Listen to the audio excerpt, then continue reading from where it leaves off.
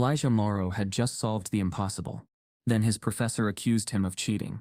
In a packed Ivy League hall, applause turned to whispers, then silence. Instead of praise, Elijah saw a security guard waiting by the door. His only crime? Being brilliant while black. And what he discovered next, buried in a locked drawer, would expose a truth bigger than him. Before we deep dive into this interesting story, subscribe to our channel, and tell us where are you watching from. Share in the comments below. The lecture hall buzzed with anticipation as the projector flickered to life. Professor Lowell, in his usual crisp gray suit and dry voice, walked to the whiteboard, the click of his polished shoes echoing like a metronome of control. The class Advanced Theoretical Mathematics was notorious for separating the elite from the exceptional. Students whispered about the day's topic, the final installment of a week-long module on pattern logic and abstract proofs. Without a word, Lowell uncapped a marker and began to write, slowly, purposefully, complex numbers, nested integrals, obscure notations even graduate students might squint at. The room grew silent, the marker screeching against the board like a challenge thrown down. Then he capped the pen, stepped aside, and faced the sea of fresh, uncertain faces. A bonus problem, he said coolly. A little something to test your appetite for the impossible. Solve it, and I might just rethink how I grade your final papers. The students chuckled nervously. Most recognized the bait-and-switch tone. Lowell had a reputation for mind games. But in the fourth row, seated by the far left window, Elijah Morrow didn't laugh. He stared at the board, a furrow in his brow, one leg crossed neatly over the other.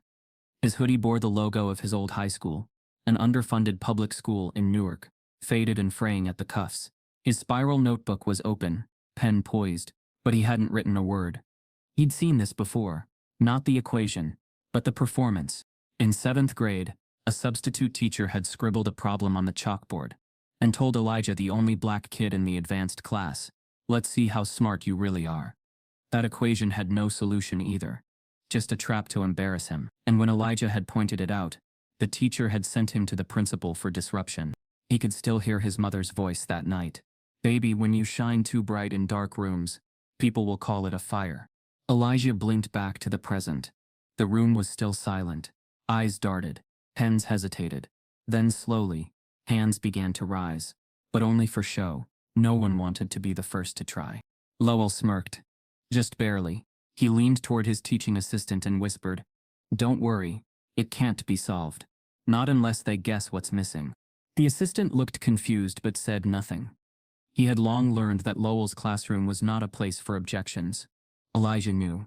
He knew by the structure, the curvature of the logic, the missing anchor in the second line. Something was off, not in a flawed way, in a deliberate way. He left something out. But why? Was it to test creativity? Or was it to trip someone specific? His eyes scanned the room. Most students had already turned to their notebooks, copying the problem as a novelty, not an assignment. Some laughed, some shrugged, a few stared at their phones under the desk, and yet Elijah couldn't look away. Something about it called him. He leaned forward, finally putting pen to paper. At first he approached it classically. He defined variables, separated real and imaginary components, ran test values. Nothing stuck. Every path hit a wall. Then he switched strategies. He looked at it as a visual pattern, like the code breaking he'd taught himself at age 13.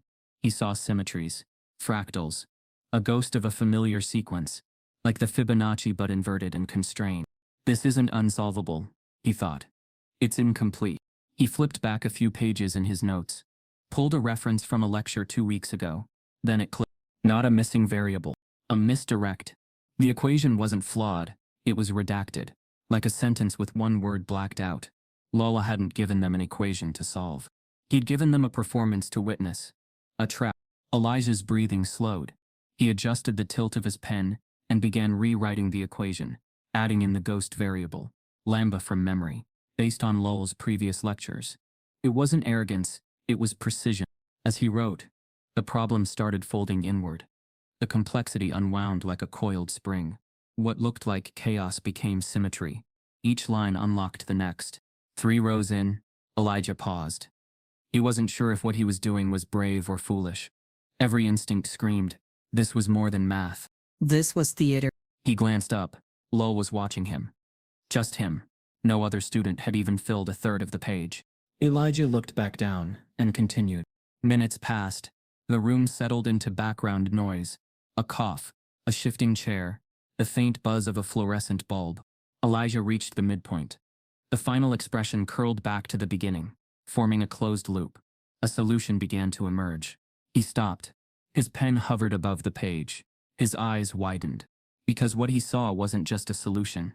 It was a correction. To a mistake.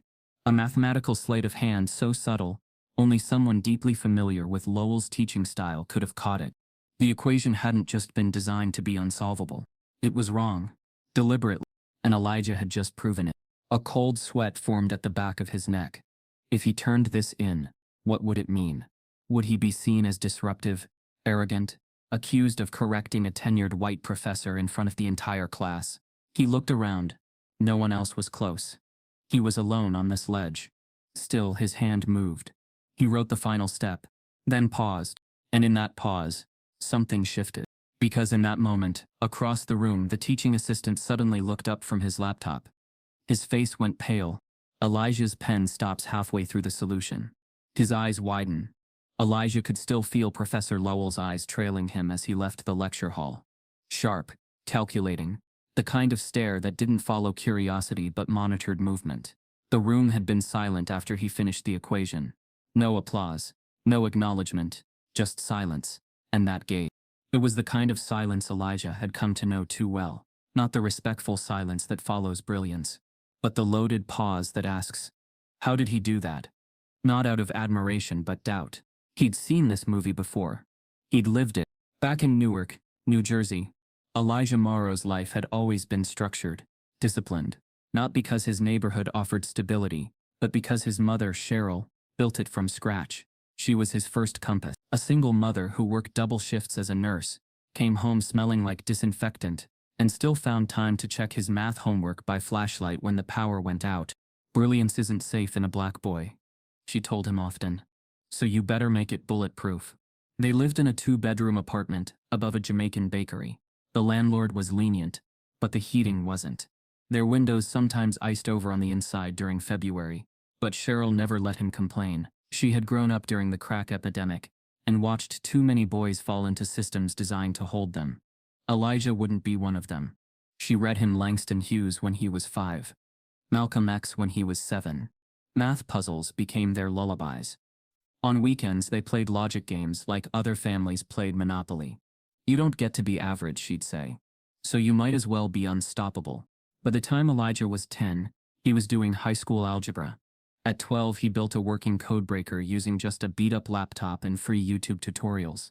By 14, he was tutoring kids 2 grades above him. But in every classroom his gifts were met not with celebration but suspicion. At his magnet high school, an elite, predominantly white institution in the suburbs, he was known, not loved. His intelligence made him a curiosity. His skin made him a target. His silence was interpreted as arrogance. His confidence as aggression.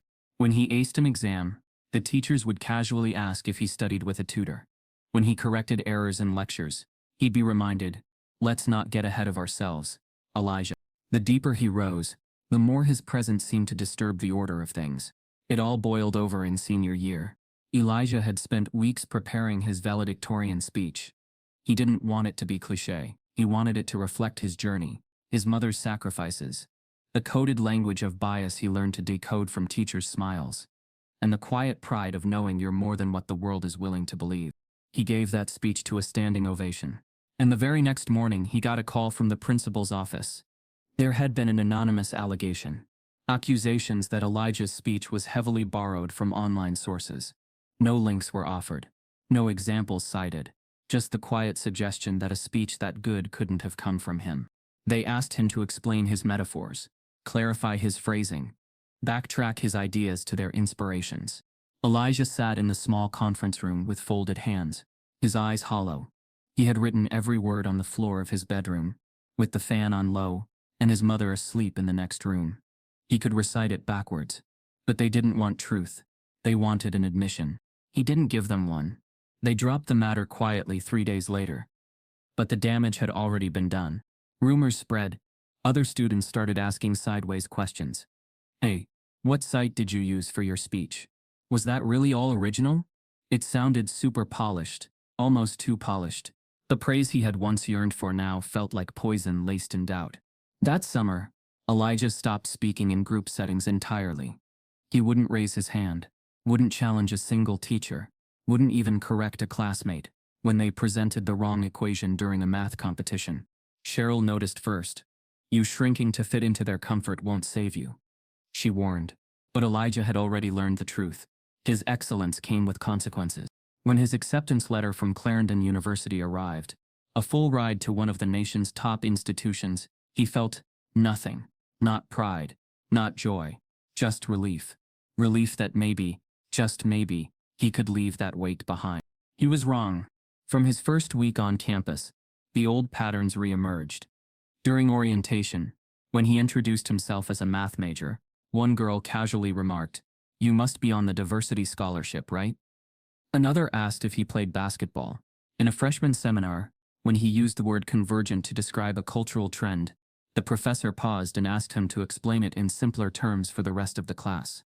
Even in casual study groups, his answers were double-checked, second-guessed, dismissed until a white student repeated them, slightly louder. He noticed how white classmates were praised for trying, while he was scrutinized for excelling, how they were allowed to be quirky geniuses, but he had to be clinical and exact. No room for error, no space for pride. And then came Professor Lowell. Elijah had entered Lowell's advanced theoretical mathematics course with quiet excitement. Lowell was a published figure in the field, respected, cited. His work on closed-loop paradoxes had even made it to Wired. But from the very first class, Elijah noticed the tone, not just toward him, but toward others who looked like him. Lowell praised effort in white students. "You're on the right track. Interesting attempt. Creative thinking." But when Elijah answered a question too confidently, Lowell would tilt his head and reply, "That's one interpretation," or "Let's wait and see how that theory holds under scrutiny." He never called on Elijah twice in a row. Never acknowledged the questions Elijah raised in office hours, unless they were echoed by someone else. Still, Elijah kept his head down, focused on the math, let the slights roll off, until the day of the bonus equation. When Lowell scribbled that impossibly complex formula across the whiteboard, Elijah felt something shift in the room. Not in the math, but in the air. The equation wasn't just hard, it was wrong, deliberately misleading. Elijah saw it almost instantly. He'd studied enough of Lowell's papers to recognize the patterns he liked to use. There was a gap, a missing thread, a blindfold, hidden in plain sight. And yet he solved it. Quietly.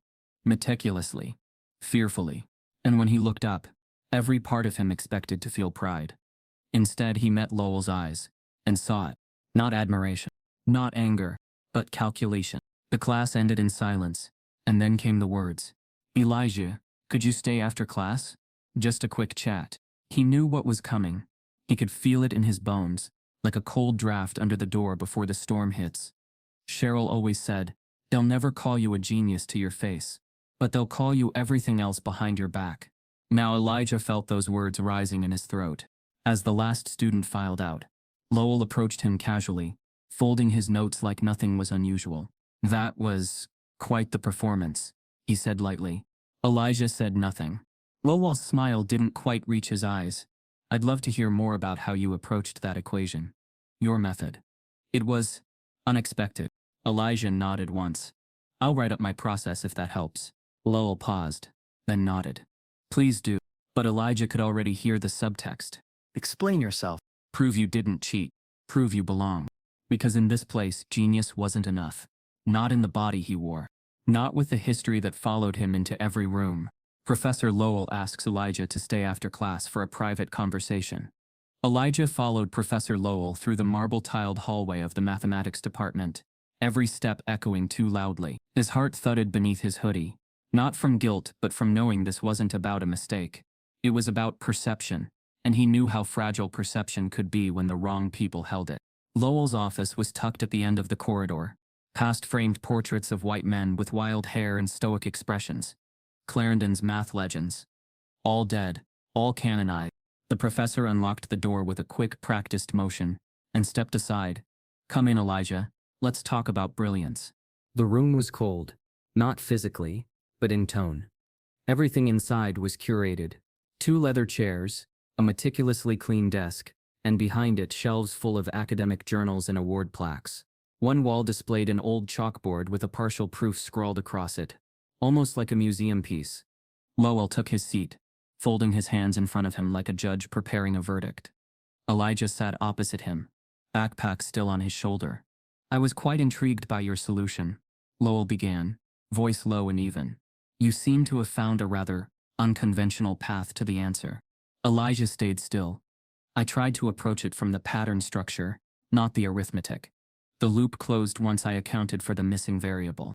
Lowell raised an eyebrow, nodding slowly, almost performatively. Interesting. That's a fairly advanced conceptual leap. One not commonly seen in undergrads. Especially this early. Elijah knew where this was headed. He'd heard the tone before, polite, polished, and dangerous. Lowell leaned forward slightly, as though offering intimacy, but his words cut with precision. Out of curiosity, have you encountered similar problems before? Online, perhaps? Reddit threads, open source forums, MIT problem banks, anything ring a bell? There it was. The accusation, wrapped in academic velvet. Elijah didn't flinch. No. I recognized the signature of your equation structure from a previous lecture. The inversion trick. That's what flagged the missing term. Lowell's eyes flicked for a second. It was subtle, but real, the kind of twitch people made when you saw more than they thought you could. You have an exceptional memory then, Lowell said, tone still smooth. But you understand, of course, that in a course of this caliber, we have to maintain certain standards of verification. Of course, Elijah replied calmly. He kept his voice low, centered, measured. One wrong note, and he'd be labeled defensive. One pause too long and he'd be hiding something. Lowell leaned back and folded his arms. I'd like you to write up a full breakdown of your process, step by step, each assumption, each derivation, nothing too formal, just your raw thought process. Elijah knew immediately. This wasn't normal. No other student had ever been asked to write out their internal logic. He'd been in group chats. He'd seen the leniency others were granted. Messy logic, incomplete arguments. White students were praised for thinking outside the box, but when he thought too far ahead, they called it suspicious. Still, he nodded. I can get it to you by tomorrow. Lowell smiled, thin and dry. Perfect. It's just protocol. You understand. But Elijah understood more than what was said. He understood that in this world, excellence wasn't protection. It was a threat. Especially when it came from someone who looked like him. They didn't expect his name on the top of the grade curve. They didn't expect his hand raised first. They certainly didn't expect him to find holes in problems designed to be unsolvable. Lowell shifted some papers on his desk, casually now, as if to lighten the mood. You're not in trouble, Elijah. Just raising some eyebrows. That's all. We've had incidents before. Students getting too ambitious with outside help. Best to stay ahead of the curve. The message was clear. You're being watched. Got it, Elijah said. He stood to leave. He kept his spine straight, his face expressionless, because anything else would be used to define him. As he turned, something caught his eye on the corner of the desk, a sheet of paper, half tucked under Lowell's leather-bound notebook. It wasn't meant for him to see, but the bold subject line was impossible to miss. Watch the Morrow Kid. Elijah froze, only for a breath, before forcing himself to move again. He didn't speak, didn't react, didn't ask, because the answer was already in the headline. They weren't watching the equation. They were watching him. As Elijah leaves, he sees a printed email on Lowell's desk. The subject line reads, Watch the Morrow Kid. The silence of Professor Lowell's office followed Elijah down the hallway like a cold shadow. The words on that sheet, Watch the Morrow Kid, spun in his head like a warning siren muffled behind glass. It was no longer just suspicion. It was surveillance. He wasn't simply being doubted. He was being tracked. As he stepped out into the brisk fall air, the Gothic stone buildings of Clarendon University loomed around him. Everything here screamed prestige. Arched windows, wrought iron gates, courtyards with manicured hedges. But beneath the ivy and Latin mottos was a quiet coded hierarchy. Elijah had started noticing it his first week. In the math department, the hierarchy was never announced, but always understood. There were students who glided through courses, buoyed not by talent, but by names. Last names with buildings on campus, parents with endowments, or prep schools that fed directly into Clarendon's veins. These students never worried about proving themselves. They were assumed to belong. White students got mentorship, soft feedback, second chances when they floundered. Elijah got silence. He had waited after class one day, weeks before the equation incident, to ask Professor Lowell a question about a complex proof. The professor looked up from his desk, nodded vaguely, and said, "That's beyond the scope of this course," before gesturing toward the door. But the very next class, he saw that same question asked clumsily by a white student from Long Island. Lowell had smiled, encouraged him, and spent 5 full minutes walking the class through the answer. At first Elijah told himself it was coincidence, but it kept happening. White students were invited to research lunches. Their ideas were treated like seeds, nurtured, encouraged. His were treated like threats, interrogated, doubted, or ignored. At a math department mixer hosted in the old observatory dome, Elijah stood near the edge of the room, sipping weak lemonade and avoiding the cheese platter. Across the room, he saw Professor Lowell speaking with a student named Grant, a fourth-year senior from a prep school in Connecticut, who once confused a sine curve with a parabola. "I just love that he tries," Lowell said, his voice warm and amused. "Even when he gets it wrong, there's creativity in the attempt. That's what matters." Elijah nearly choked on his drink. Creativity in being wrong? When had he ever been allowed to be wrong? That night, back in the dorm room, he couldn't hide the frustration in his face. His roommate Miles looked up from his laptop. "Long night?" Elijah hesitated, then nodded. "Mixer. Same people. Same favorites." Miles leaned back, stretching. "Clarendon's like that. Some of these departments are generational. Kids coming here with their granddad's blazers in their suitcase." Elijah raised an eyebrow. "You ever feel it?" Miles gave a short, tired laugh. "Sure, but not like you. I mean, I can blend. I'm from Ohio public schools, but I still look like I belong to the system. You're a glitch to them." Elijah didn't say anything. Miles hesitated, then added, "Don't outshine too hard here. It scares them. Trust me." Elijah stared at the floor. "I'm not trying to outshine anyone. I'm just trying to breathe." Miles shook his head slowly. "That's the problem, man. Just breathing too loud here makes noise." Then, as if to prove the point, he leaned in and lowered his voice. "Did you hear about what Lowell did to Chen? Elise Chen, the grad student? Yeah. 2 years ago. She presented a theorem she developed back home. Some algorithm adapted from ancient Chinese numerics. Lowell accused her of copying it from a foreign source, said it was culturally derivative, tanked her paper. She left the department the next semester." Elijah blinked. "You're kidding." "I wish," Miles muttered. "Same pattern every time. If it doesn't come from one of them, it's suspect." That night, Elijah couldn't sleep. The gears in his head turned, not with math but with memory. How many times had he rewritten himself to sound more like them? How many ideas had he held back, softened or filtered just to be less threatening? And for what? So they could still decide he was a problem? He started a folder on his laptop titled Shadow Ledger. It was private, encrypted. Inside it, he began collecting everything. Email chains, assignment feedback, even timestamps from lectures. He screen captured every discrepancy in grading language, documented every time Lowell gave vague encouragement to others and rigid demands to him. He even started recording the office hours quietly on a voice memo app, just in case. Not to build a case, not yet, but to keep himself sane, because gaslighting is only effective when there's no record. And Elijah had spent too much of his life second-guessing reality. 2 weeks passed. He didn't hear much from Lowell, aside from cold nods and lecture. The breakdown Elijah had submitted, the step-by-step explanation of his process, was never acknowledged. No feedback, no email, nothing. Then one night, just past midnight, Elijah returned from the library. The dorm hall was quiet. The floor creaked beneath his sneakers as he walked to his door.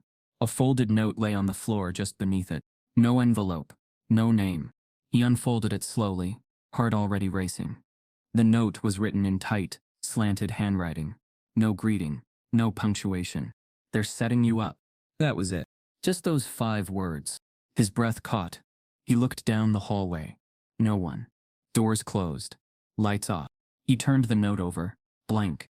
He stared at it for a long time, feeling the edges cut into his palm. Not fear, but confirmation. Whatever game was being played, it had already started. Elijah receives an anonymous note under his dorm door. They're setting you up. Elijah sat on the edge of his dorm bed, the anonymous note still in his hand, crumpled at the edges. They're setting you up. The words looped in his mind like static, blurred, ominous and unfinished. The next morning, campus didn't feel the same. It wasn't obvious at first. The changes were subtle, like a pressure drop before a storm. Students passed him without their usual nods. The girl who always asked to borrow his notes in linear algebra now shifted away when he entered the study room. His group project for computational modeling, 4 members last week, now consisted only of him. No one even sent a cancellation text. By Wednesday, the air had changed completely. Conversations died when he walked by. People watched him longer than they spoke to him. Something was spreading. Something cold. It started with whispers. Elijah Morrow? Yeah, that's him. Apparently he cheated on the Lowell problem. No proof, but it doesn't add up, does it? Bro, he solved it in like 20 minutes. Come on. The rumors had no source, no anchor. But they moved fast, faster than facts ever could.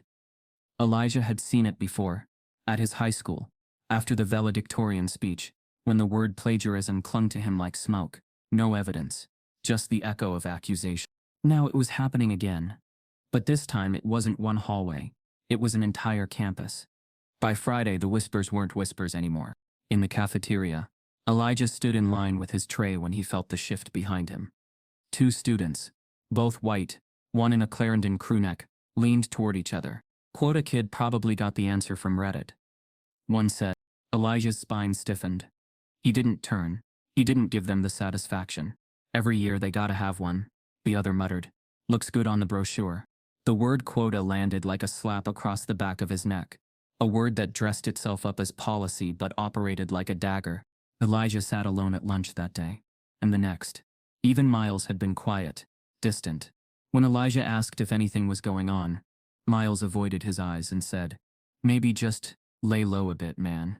People are on edge. Lay low. As if his existence was a volume switch that needed dialing down. It all came to a head in class. Professor Lowell returned the latest assignments. Elijah opened his folder and paused. His problem set was completely different from the others. More complex. Extra steps. Different phrasing. He looked around. Everyone else was flipping through the same formatted packet. Same diagrams. Same sequence. Except his. At the end of lecture, he stayed behind. Professor Lowell? He asked, his voice calm but edged with restraint. I noticed my assignment this week was different from the others. Lowell looked up from his laptop, feigning surprise. Oh? Yes, well, I tailor assignments sometimes. Different minds require different challenges. It was said with a smile. The kind of smile that concealed intent. Elijah stared at him, parsing the layers of that phrase. Different minds. Not brilliant minds. Not gifted. Just different. Is there a rubric? Elijah asked. I'm sure you'll manage, Lowell replied. You're quite resourceful. It wasn't a compliment. It was a reminder. You're being watched. That night, Elijah wrote an email to the Dean of Undergraduate Affairs. It was clear, respectful, and factual. He detailed the disparities in treatment, attached screenshots of his altered assignment, recalled the growing bias in class. He hit send at 1:20. By the time the sun rose, no reply had come. By the end of the week, still nothing. On Sunday evening, he was walking back from the library when his phone buzzed. A text from a girl he'd helped in calculus weeks ago. Hey, just saw this. You okay? Attached was a screenshot of a Twitter post. It was a cropped image of his old high school transcript, watermarked with his name. Most of it was blacked out, except one GPA from sophomore year and a typo in his school's official letterhead. Captioned beneath it, in bold text, really a genius. The post had a few hundred likes, dozens of quote tweets. Some called him a fraud. Some said he doctored his resume. Others just dropped laughing. Emoji. No proof. No context. Just a digital whisper now, made permanent. Elijah felt his stomach drop. His throat tightened, not with fear but with exhaustion. They weren't just setting him up. They were erasing him. A photo surfaces online of Elijah's old high school transcript, captioned, really a genius? Cheryl Morrow didn't need hard proof. She didn't need Elijah to spell it out or break down crying. She didn't need to hear his voice crack or catch him trembling on a Zoom call. All she needed was the space between his sentences, the way he started saying, "I'm fine," too quickly, like he was swatting something away. It wasn't just mother's intuition. It was muscle memory. She had seen this before in her son. Yes, but in generations of black boys who learned to swallow pain before it could be used against them. She had seen it in her father, a man who used to write math equations on napkins and scrap wood during the days of Jim Crow, only to have teachers tell him, "That's not how we do things here." She saw it again now, coming through her son's voice like static. So she packed a duffel bag, put on her nurse's compression socks, grabbed a worn copy of The Miseducation of the Negro, and boarded the next train to Clarendon University. The campus greeted her with polished stone, ivory towers, and the crisp kind of silence that always reminded her of hospitals, well-funded, sterile, and indifferent. The place reeked of legacy, not Elijah's. There, she didn't call ahead, didn't warn him. She knocked on the door to his dorm room, like she was checking on a patient who'd missed visiting hours. When he opened the door, his face said everything she already knew. "Mom," he breathed. "You gonna let your mother freeze out here?" Elijah stepped aside. "You didn't say you were coming." "Nope." She set her bag down. "Didn't plan to, but you weren't sounding right, and I don't like feeling useless." His dorm room was neat, but sparse. Papers were organized, books stacked neatly by subject. But Cheryl noticed the details, notes rewritten 3 times over, pencil marks erased to oblivion, a garbage can filled with more crumpled drafts than food wrappers. "Elijah." She sat down on his bed. "Tell me what's going on. And don't give me that 'I'm good' mess." He stood by the window, hands in his hoodie pocket, eyes on the courtyard below. "Something's happening," he said. "I solved this problem in class, one that wasn't supposed to be solved. Since then it's like everything's flipped. People think I cheated. My group bailed on me. Professors treating me different. I even got an altered version of the last assignment. Harder, just for me." "Who's behind it?" she asked. Elijah hesitated. "Professor Lowell." Cheryl's lips pressed into a line.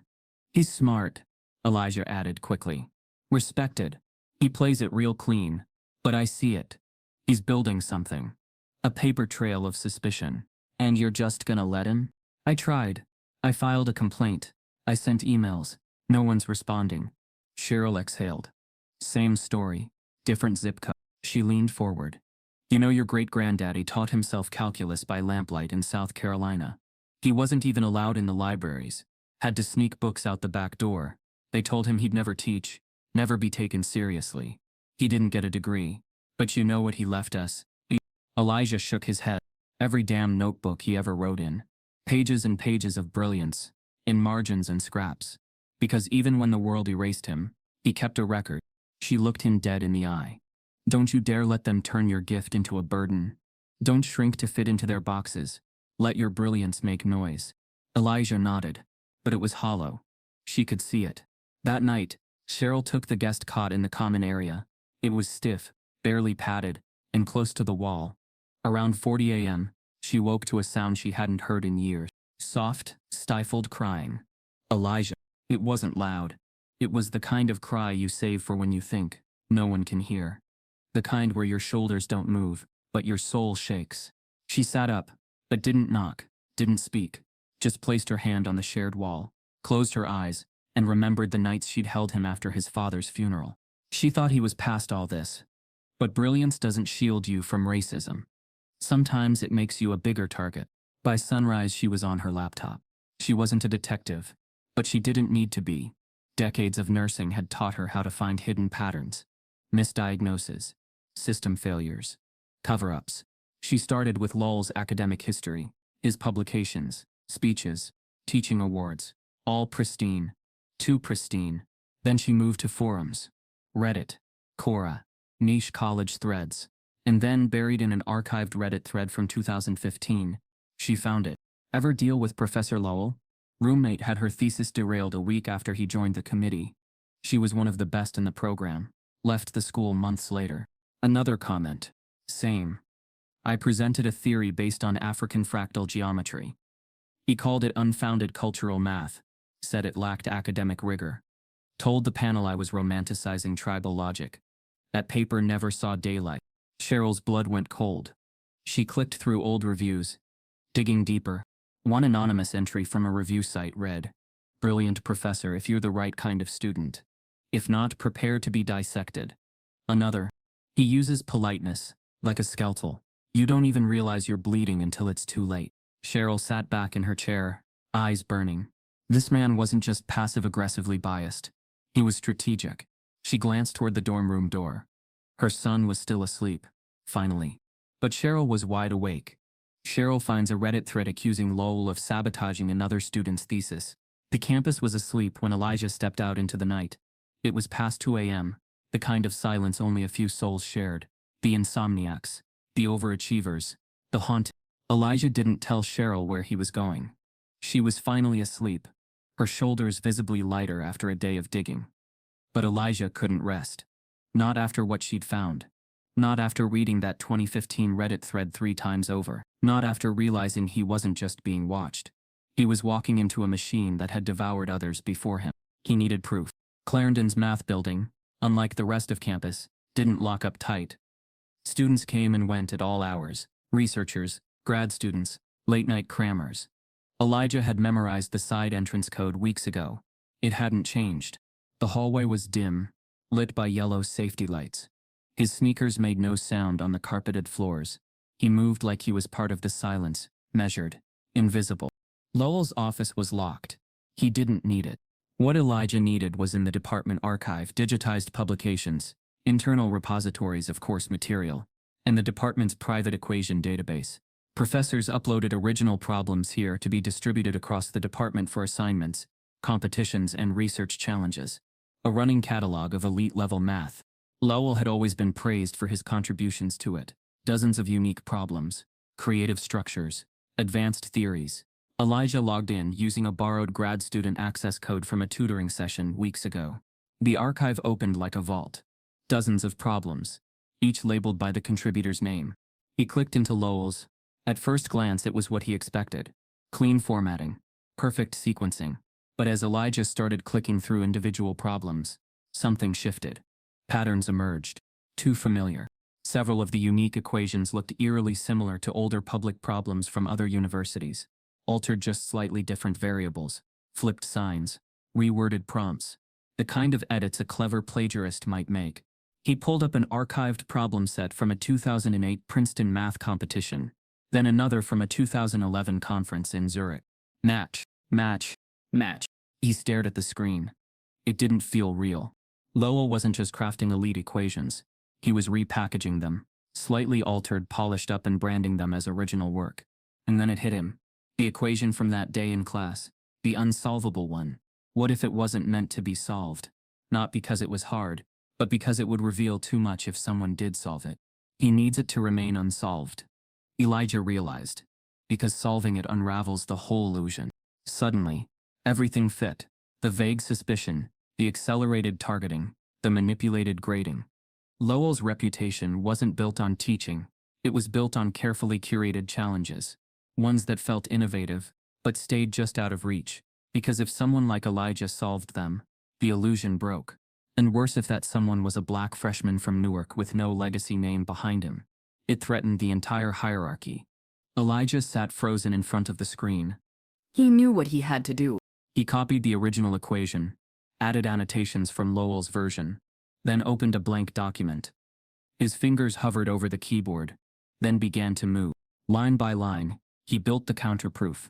This wasn't just a solution, it was an exposure, a mathematical autopsy, showing exactly how Lowell's problem worked, how it recycled known logic while pretending to be new, how the design itself had been meant to trip up anyone who thought too freely. He footnoted everything, linked sources, added timestamps, referenced the Princeton and Zurich parallels. When he finished, he saved the file, encrypted it, and uploaded it to an anonymous math forum, popular among graduate students and researchers. He titled the post, "The Equation That Wasn't Supposed to Work, and Why It Does." He attached no name, no school, just the math. He hit upload. Then, for the first time in days, he leaned back and exhaled. The sun hadn't risen yet, but something inside him had. By morning, the post had gained traction. Dozens of comments, Multiple PhDs from different institutions chimed in. This is brilliant. Never seen a student catch this level of structural recursion so cleanly. Whoever wrote this understands theoretical architecture better than most tenured faculty. Also, isn't this Lowood's signature structure? Feels eerily familiar. Elijah didn't respond. He couldn't. Not yet. He closed the browser, wiped the session, and deleted the temp files. He walked to class late that morning, heart steady, breaths full. For once he felt calm. Not because the storm had passed, but because he had finally thrown a match into it. He sat in his usual seat, fourth row, far left. Lowell entered the room 5 minutes late. No explanation. No notes. He placed his laptop on the desk, straightened his tie, and then looked up. His eyes scanned the room, paused for a fraction of a second on Elijah, then moved on. He cleared his throat. We've had a breach, he said, adjusting his glasses. A breach in academic integrity. The class went silent. Lowell opened his laptop. Someone, he continued, has published one of our internal problem structures on a public forum without permission. This violates Clarendon's intellectual property policy. He let the words hang in the air like a smoke grenade. Elijah's heart slowed. His palms stayed open on his notebook. He didn't move, didn't blink. But inside, he was already building the next move. The next morning, Lowell opens class by announcing, "We've had a breach in academic integrity." The email arrived at 8:06 a.m., marked, "Urgent." The subject line was short, sterile. Notice of academic review, immediate action required. Elijah stared at it for a full minute before opening it. He didn't need to read the body to know what it meant. They were making it official. Within hours, he was summoned to the Academic Integrity Committee, the university's internal board responsible for overseeing violations, plagiarism, cheating, fabrication, accusations so broad, they often depended less on proof and more on performance. The meeting was scheduled for 3 p.m. in the lower academic affairs suite. A euphemism, really. It was the basement. No windows, no sunlight, just walls that echoed every word and floors that felt like courtroom tiles. Cheryl insisted on coming. Elijah said no. "Let me fight this one," he said gently. "It has to be me." She kissed his forehead before he left. "Remember who you are, baby. Not what they say you are." He walked across campus in his cleanest shirt, back straight, but every step felt like quicksand. He had gone into this university to escape a trap, not walk into a more polished one. The tribunal room was worse than he imagined. 3 committee members, a long table, 1 empty chair facing them. Professor Lowell was already seated to the side, not at the table, but near enough to control the air in the room. He smiled when Elijah entered. Not warmly, strategically. Dr. Sherman, the chair of the committee, gestured for Elijah to sit. "Elijah Morrow," she began. "This is a non-criminal, non-punitive internal academic hearing. You are not on trial. You are being asked to clarify events surrounding a breach of university academic materials posted publicly without authorization." Every word felt rehearsed, polished until the racism disappeared under policy. "Do you understand these terms?" "Yes," Elijah said. His voice held. "Barely." She nodded and turned to Lowell. Professor Lowell stood. He spoke with ease, fluent in institutional dialect. "The equation in question," he began, "was part of a specialized problem set I had developed for internal use. A version of this problem appeared in a public mathematics forum, stripped of attribution. What's notable," he continued, pausing for dramatic effect, "is that the post appears both in structure and tone to mirror the exact analytical framework Mr. Morrow submitted in his recent assignments." He sat down slowly, as if confident the weight of his implication would settle over the room like a fog. There it was. No evidence, just shadow, just suggestion. Dr. Sherman looked back to Elijah. "Mr. Morrow, would you like to respond?" Elijah straightened. His throat was dry, but he kept his voice even. "I did not upload anything. I have no affiliation with the account. The math I submitted for class is my original work, and the timing is coincidence, not collusion." The word coincidence hung in the air like a fragile bridge. The second committee member, a middle-aged professor from the law school, leaned forward. "Your style of mathematical notation is distinct," she said. "Your line formatting, your variable logic, all closely resemble the anonymous post." "That's how math works," Elijah said, calmly. "There are patterns, and those patterns have structure. If you're trained the same way, Your output looks similar. She nodded, but didn't smile. The third member, a younger black man with quiet eyes, said nothing, just observed. Elijah wondered how many times he had been in this chair. Lowell leaned in again.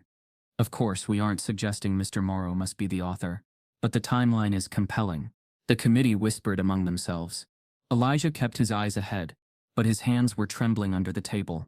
He clenched them in his lap, feeling his fingernails dig into his palms. Dr. Sherman tapped her pen. We will need time to review all materials and consider statements. In the meantime, Mr. Morrow, as per university policy, we're placing a temporary hold on your academic scholarship. Elijah blinked. What does that mean? He asked, already knowing the answer. It means, she replied gently, you may remain enrolled, but until this is resolved, you will be financially responsible for tuition, housing, and materials. A pause, and you will be removed from all group projects and mentorship programs until the investigation concludes. Lowell folded his arms with quiet satisfaction. Elijah sat still. If he moved, the crack inside him might burst open. He stood slowly. May I be excused, he asked.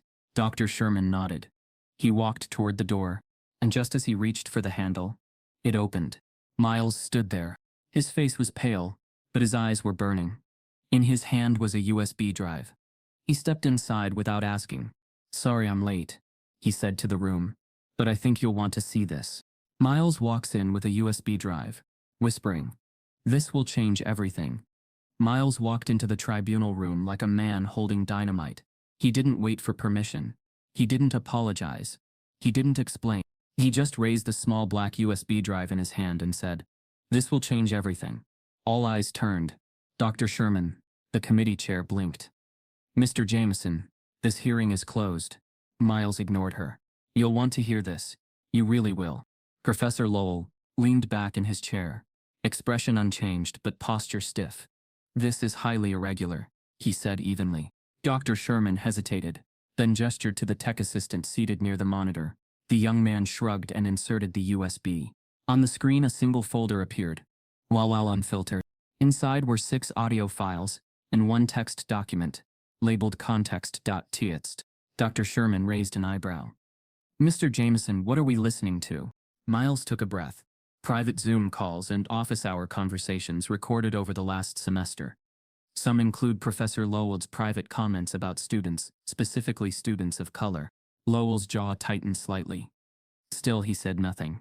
The first audio file played. Lowell's voice filled the room, recorded mid-conversation during a remote meeting. The thing about these kids, they come in with high scores, high expectations, and the chip to match. They think confidence means competence. Especially the ones who've been told their whole lives they're special. There was silence. Then a chuckle from someone off camera. Morrow's bright, sure, but you give him too much room, and he'll start thinking he's smarter than the system. They always do.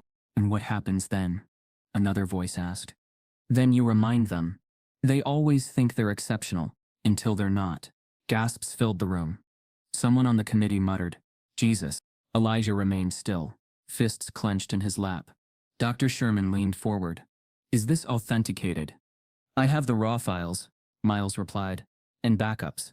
The metadata's intact. Nothing's edited. Another recording began. This time it was clearly from an office hour session. I'm not saying we don't need diversity, Lowell said in the recording, but it has to come with standards. You can't just bring in high flyers who fall apart the second you take the training wheels off. Morrow's sharp, but erratic. The kind who burns bright and fast.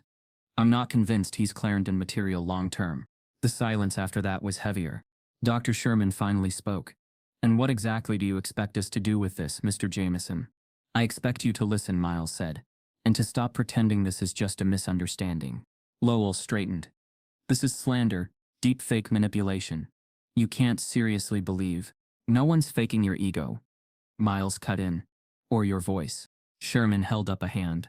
That's enough. We'll verify the authenticity internally. Elijah felt like the ground beneath him had shifted. He stood slowly, uncertain. Dr. Sherman looked at him. Mr. Morrow, this hearing is suspended pending further review. You'll be notified of the outcome once the files are examined. As Elijah and Miles exited the room, the hallway air felt sharper. The weight of suspicion was still there, But for once it wasn't on Elijah's shoulders alone. They walked in silence until they reached the steps outside. "You really had all that?" Elijah finally asked. Miles shrugged. "I started recording my Zoom calls months ago. Never trusted Lowell, just didn't know how deep it ran." Back in the dorm, they locked the door and plugged the drive into Elijah's laptop. The rest of the files were worse. There were clips where Lowell mocked a black student's speech pattern. Others where he dismissed mathematical approaches that drew on non-Western logic systems, calling them romantic abstractions. In one particularly gutting moment, he referred to a female student's work as affirmative action calculus. By the end, Elijah was trembling. "We have to leak this," Miles said quietly. Elijah didn't answer right away. His face was pale, but his eyes were alive. "If we go public," he said finally, "they'll come for us. You know that. Retaliation, slander, character assassination. They're already doing that," Miles replied. They sat in silence for several minutes. Then Elijah opened his email. "There's a journalist," he said. "My mom follows her work. She's with the Chronicle. Did that piece on the Radcliffe admissions fraud. They wrote a message, attached select files, removed identifiers, built a timeline, sent it." The journalist replied within hours. "If this is real, I need full source data and names. We'll protect anonymity where needed, but we'll need at least one on-the-record voice." Miles looked at Elijah. "I'll do it."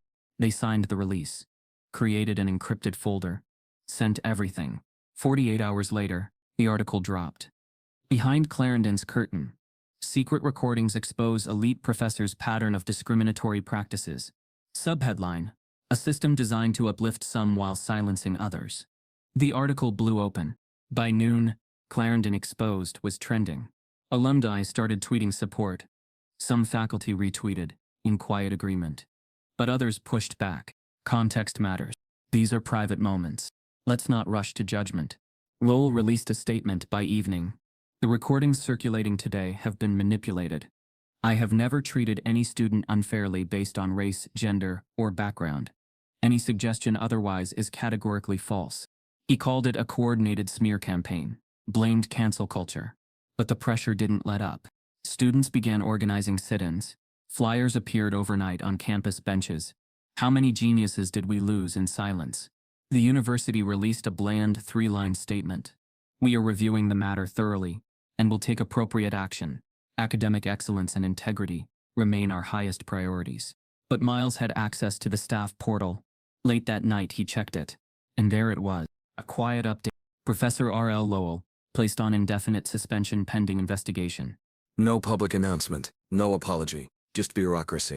When Elijah saw it, he didn't smile. He didn't cry. He just whispered, "It's starting."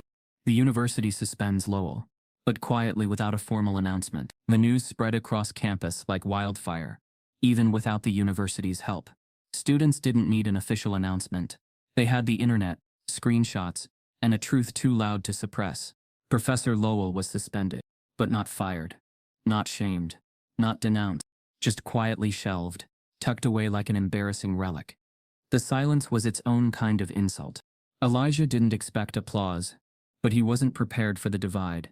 By the end of the week, the campus had fractured into factions. Some students, mostly from marginalized groups, and a few faculty rallied behind him.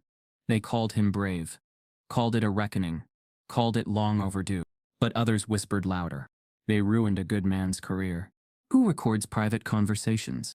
Lowell gave me my shot. He's always been fair to me. A petition circulated online, titled "In Defense of Academic Integrity, Not Mob Justice." It had nearly 600 signatures within 48 hours. Most came from legacy students, upper-level TAs, and alumni who hadn't been on campus in years. And then the messages started. First, anonymous emails.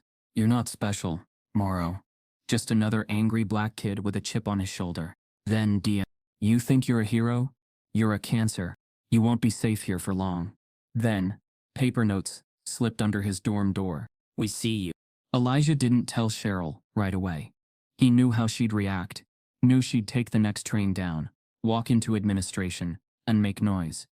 But he couldn't take more noise. He wanted stillness, clarity. But Clarendon wouldn't let him breathe. One evening, just after sunset, a knock came at his dorm. It wasn't a threat. It wasn't another administrator. It was a student named Jada Banks, Jr., president of the Black Student Union. She didn't smile, just handed him a flyer. Open mic night. Surviving brilliance in hostile spaces. You don't have to speak, she said. Just show up. We want you there. You matter here. Elijah nodded but didn't respond. That night, he stared at the flyer until the ink blurred. He didn't want to be a martyr, or a mascot, or a movement. He just wanted to do math. Later, when Cheryl called, he finally mentioned it. They want me to speak. Like I'm a cause. You are a cause, Cheryl said gently.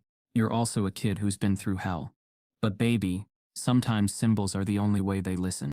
I didn't ask to be a symbol. No one does. Rosa didn't ask to be tired. Colin didn't kneel for applause. They acted. And the world watched. Silence. Elijah, she said, if you don't tell your story, they'll keep rewriting it without you. The next evening, he walked across campus in a gray hoodie, hands in his pockets, trying to disappear, but he couldn't. Not anymore. The auditorium was packed, mostly black and brown students, some faculty, even a few local journalists. The mic stood under a single spotlight. Jada waved him toward the stage. He hesitated, then stepped forward. He didn't prepare a speech. He hadn't rehearsed. He just spoke. My name is Elijah Morrow, he began. And I came here to study math. A pause. I didn't come to fight. I didn't come to challenge a system. I came because I loved numbers. Because they made sense. Because they don't lie. Another pause. But people do. He looked down, then back up. I didn't speak because I wanted attention. I spoke because silence was killing me. Slowly, quietly. The room didn't move. Some people called me a genius. Some called me a fraud. Most just looked at me like I didn't belong here. And that's the hardest thing about brilliance. When it shows up in the wrong skin, people don't see light. They see threat. A few students nodded. One woman wiped her eyes. I'm not here to inspire you, he said softly. I'm here to survive. And sometimes, that's revolutionary enough. No applause followed.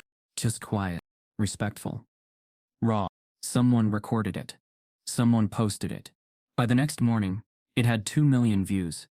By nightfall, it was trending under surviving brilliance.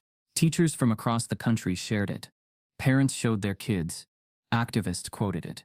A foundation offered Elijah a scholarship to cover his tuition in case Clarendon failed to reinstate his aid. And still, the university said nothing. Until an internal memo leaked from the provost office.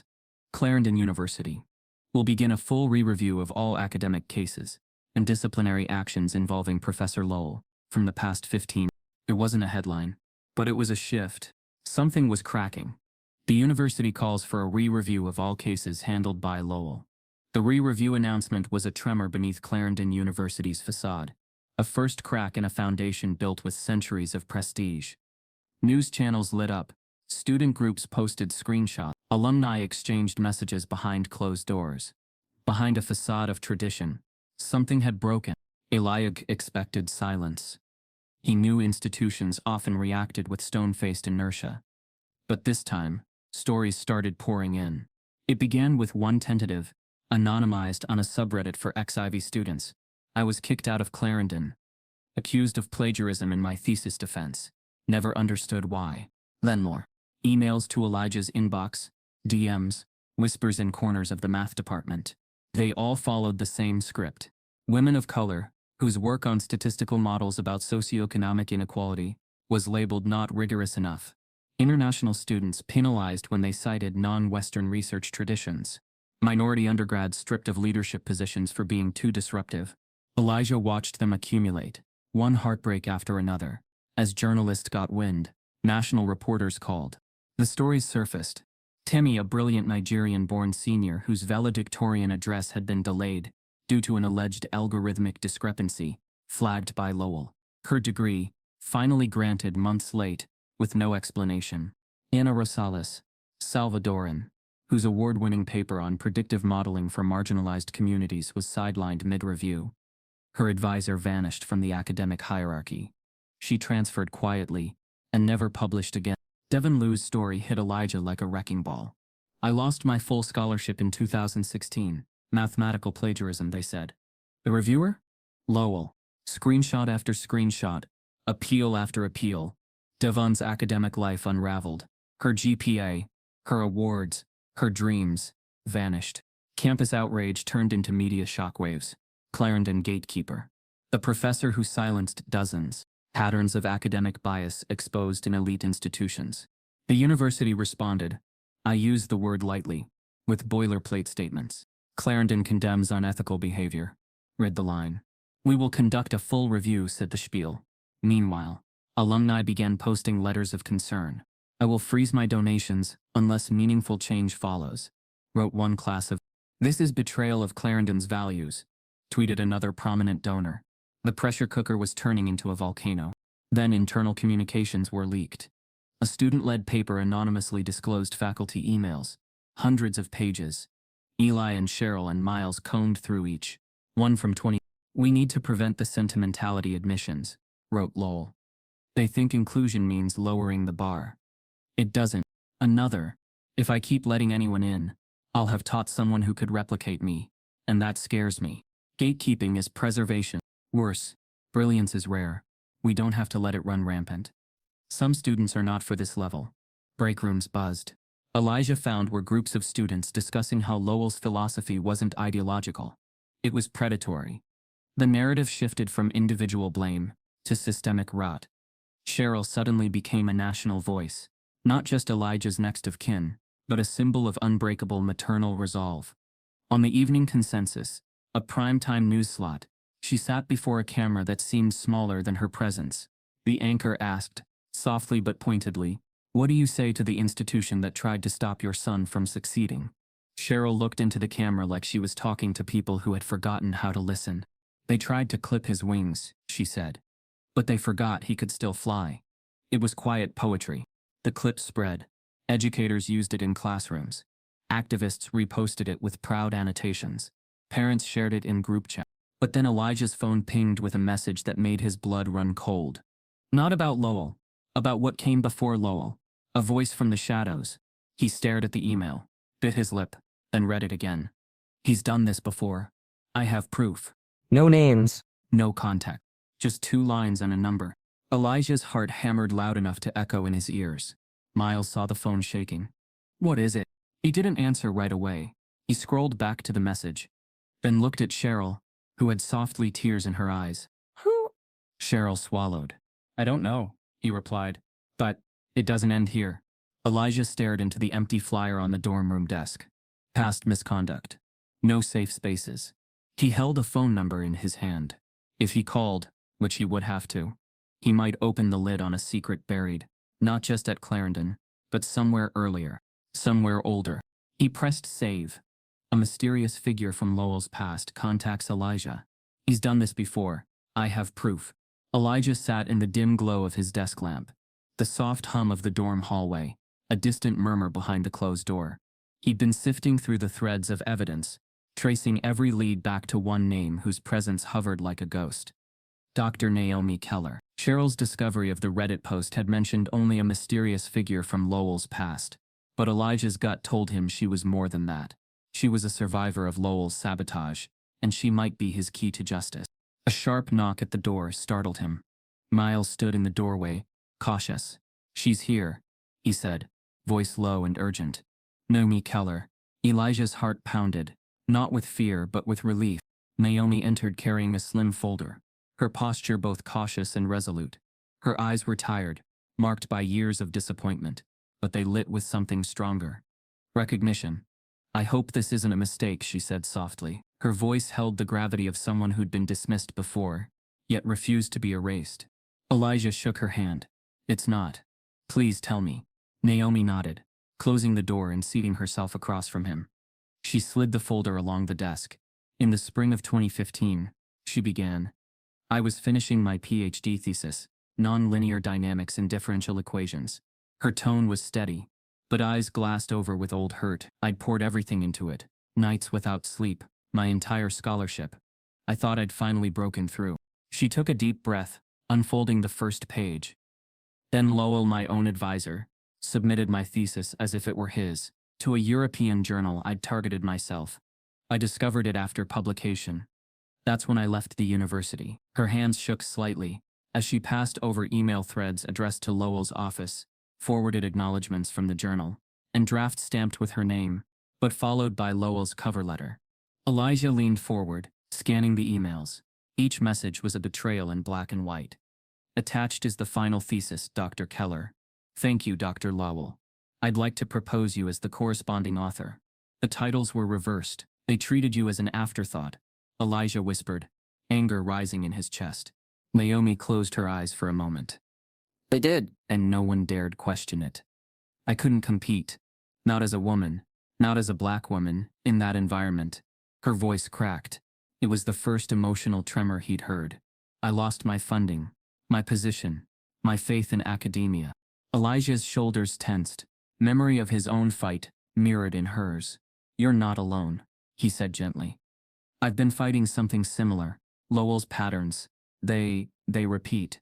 He recounted the unsolvable equation, the whispers, the undermining, the tribunal. Naomi watched him carefully, her expression unreadable. Let me help you, he said. Let us help each other. She nodded again, but this time there was steel in her eyes. We do this properly, she said. I have contacts, journal editors, advocacy groups, even legal advisors who caution against retaliation. We build our case not just on what he did to me, but on what he's doing now. Together they spent hours in that small dorm room, drafting the skeleton of their response, combining the narrative of the flawed equation and academic sabotage with hard evidence. Emails, forum posts, the committee disruption. Elijah contributed his raw emotional core.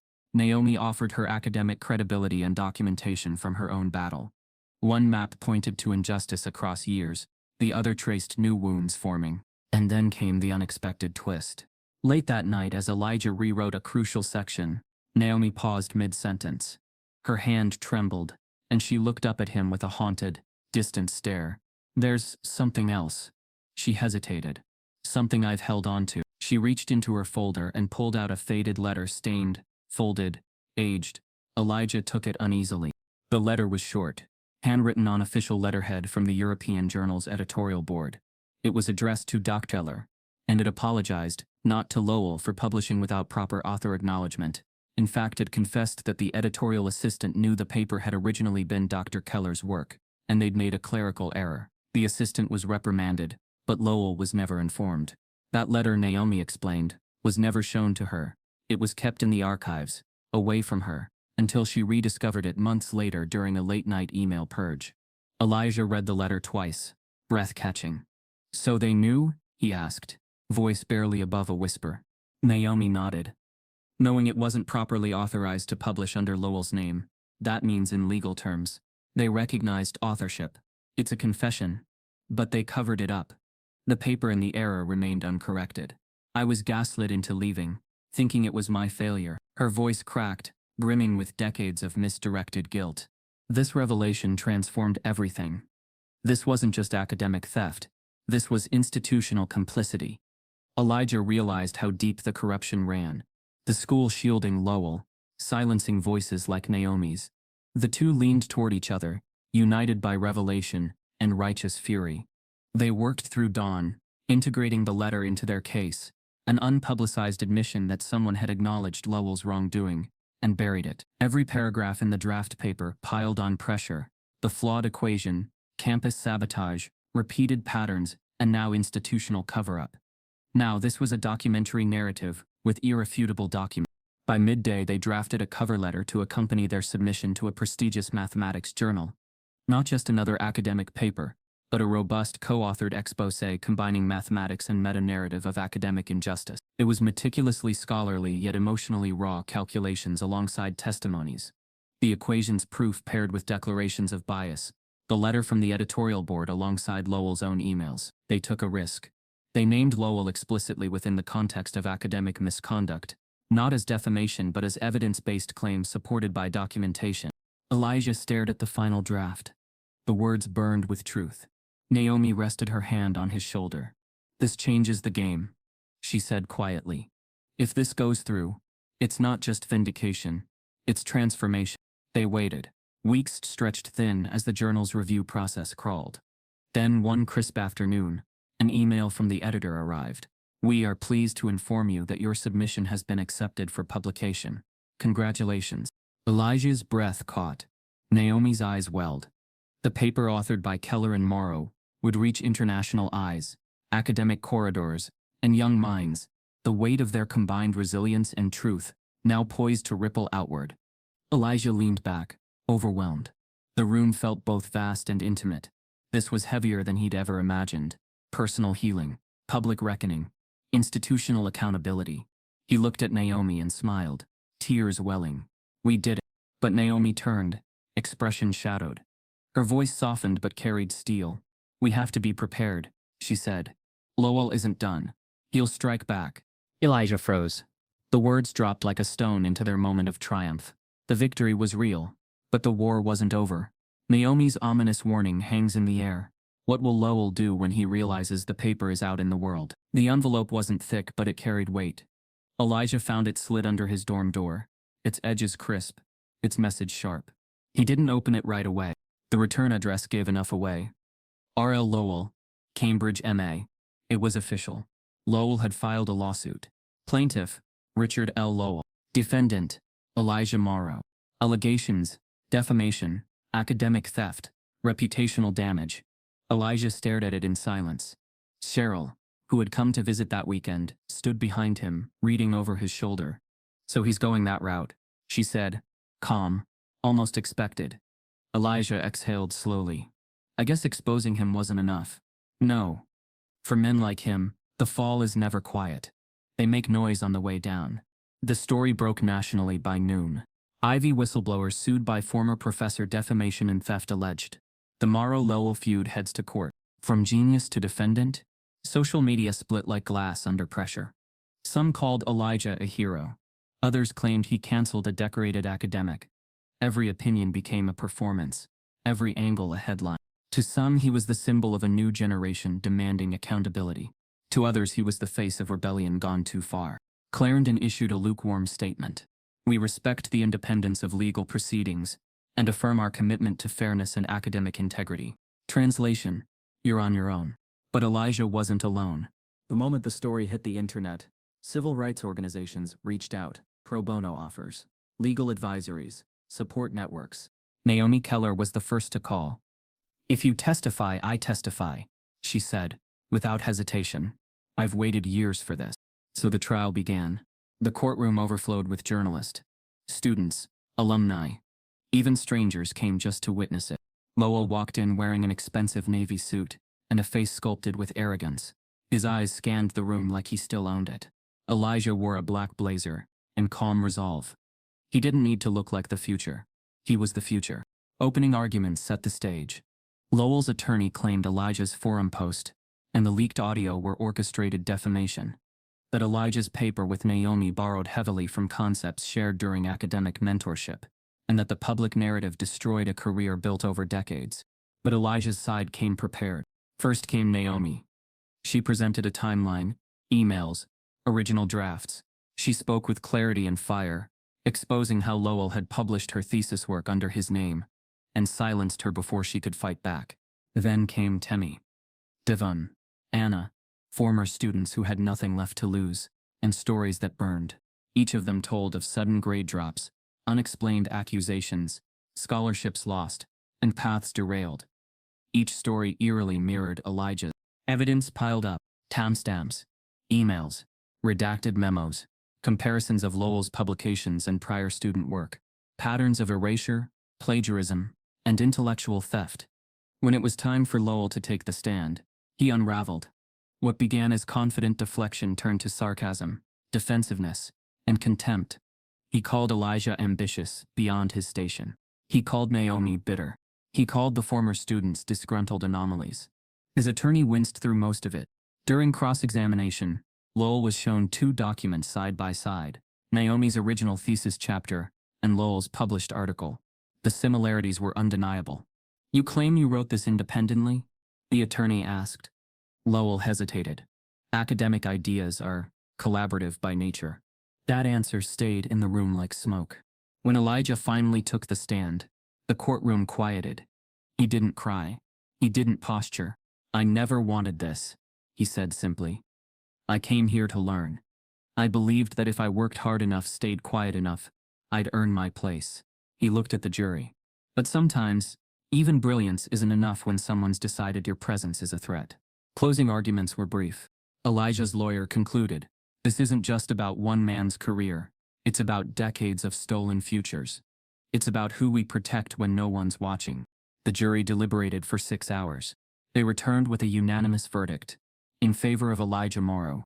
Lowell was found liable for defamation and intellectual misappropriation. He was ordered to pay damages, stripped of tenure, and placed under academic sanction by multiple journal boards. Elijah declined most of the monetary settlement. "I didn't do this for money," he said to the cameras outside. He did it for truth. He walked down the courthouse steps into the midday sun, surrounded by silence, not of defeat, but of awe. He had survived. That evening, back in his dorm room, Elijah checked his email. There it was. From MIT Admissions. Subject: Transfer Opportunity. Full honors consideration. Wadi, we'd be honored to have you. Full scholarship, senior research assistantship available. Let us know. He stared at the screen, heart pounding, not with pride but with choice. He had fought for his name. Now they wanted him to wear it somewhere new. Elijah receives an offer from MIT to transfer with full honors. The MIT email stayed unread in Elijah's inbox for 3 days. Every time he hovered over it, a war played out in his chest. One part longing, one part resistance. It wasn't that he didn't appreciate the offer. It was everything he had once dreamed of. Prestige, resources, escape. But the idea of leaving felt like abandoning a battlefield before rebuilding began. Clarendon had tried to erase him. Now it needed someone who would ensure no one else had to survive what he did.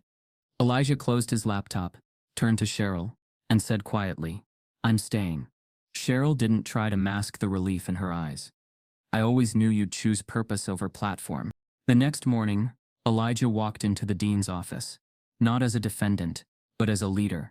He laid out a detailed plan for a mentorship initiative, one that would actively support students of color in STEM fields, prepare them for institutional bias, and create a long-overdue network of protection and empowerment.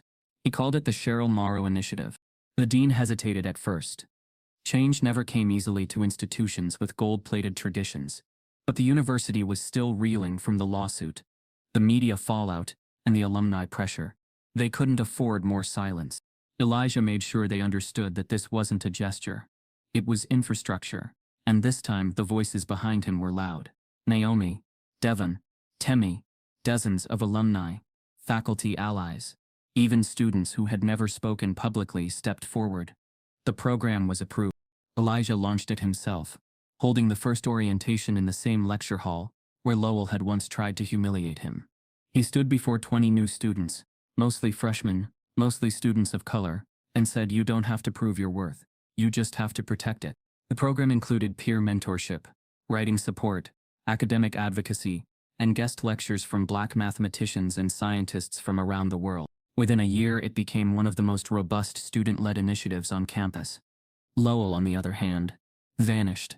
His name was removed from lecture halls and department walls. His final courses were reassigned.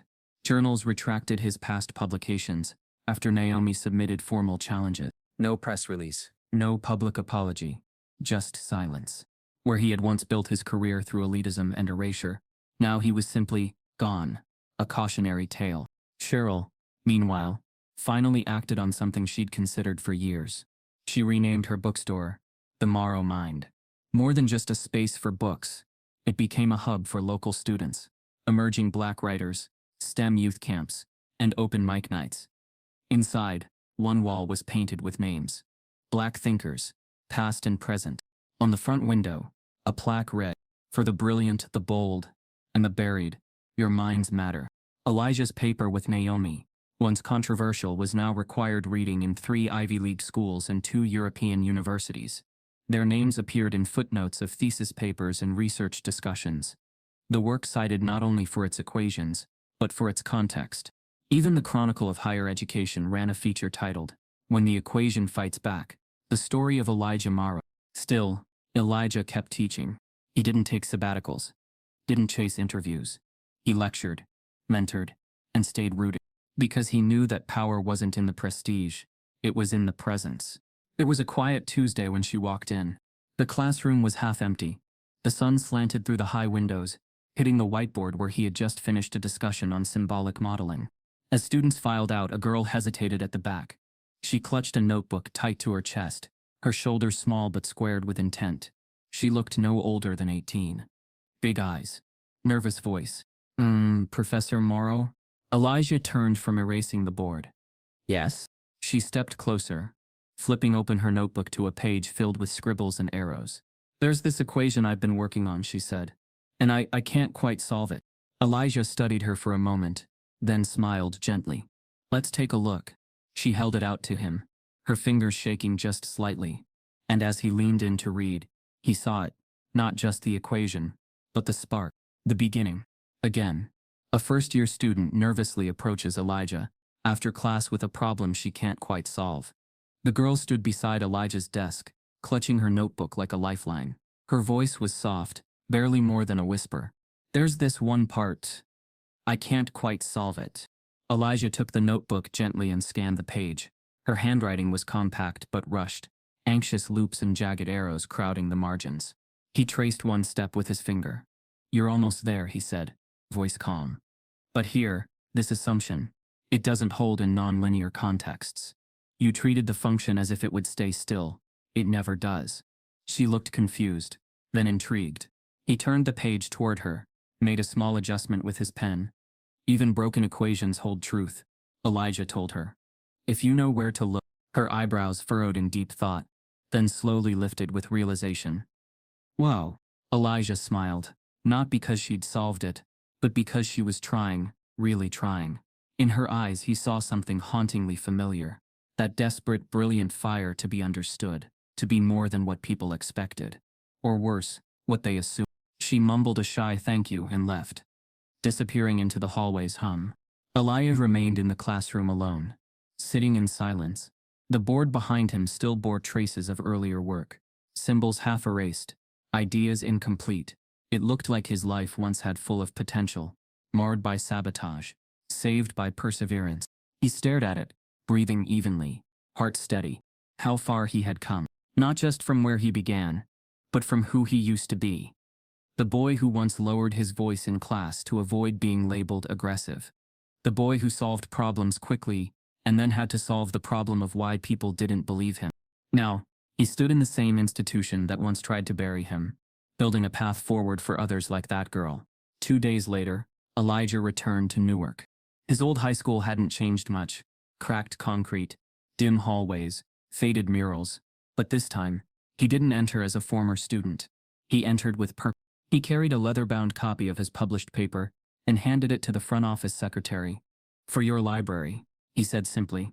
The woman stared at the title, long, technical, intimidating. This is yours? She asked, eyes wide. It is. A teacher passed by, froze and turned. Wait, Elijah Morrow? Elijah chuckled softly. Guilty. They asked him to speak to the senior class. In the same auditorium where he once sat in the back row afraid to be seen, he now stood on stage. He didn't speak about fame, or lawsuits, or headlines. He spoke about silence, about how easy it is to lose yourself when no one sees you, about why brilliance matters most when it isn't expected. Genius, he said slowly, isn't what they allow you to be, it's what you refuse to hide. When he walked off stage, 100 students clapped, but a few stood, eyes locked, minds lit. That night, back at Clarendon, Elijah entered the empty lecture hall that had once held so much pain. The lights were dim, the seats were empty, but something about it felt full. He walked to the front, picked up a piece of chalk, stared at the board. There was no trick equation waiting for him this time. No trap dressed as a challenge, just space. He began to write, not to prove anything, not to perform. This equation wasn't for anyone's approval. It was for clarity, for legacy, for truth. As the last symbol landed, he set the chalk down and stepped back. He looked at the board, then stood still, breathing, knowing not just that he had survived, but that he had changed the room. And quietly, in the stillness, the story closed the way it began. This time, the equation was real. And so was he. No one should have to prove their worth just to be treated with dignity. Elijah's story isn't rare, it's just rarely believed. If you've ever felt unseen, unheard, or underestimated, you're not alone. Type yes if you believe in justice. Subscribe if this broke your heart.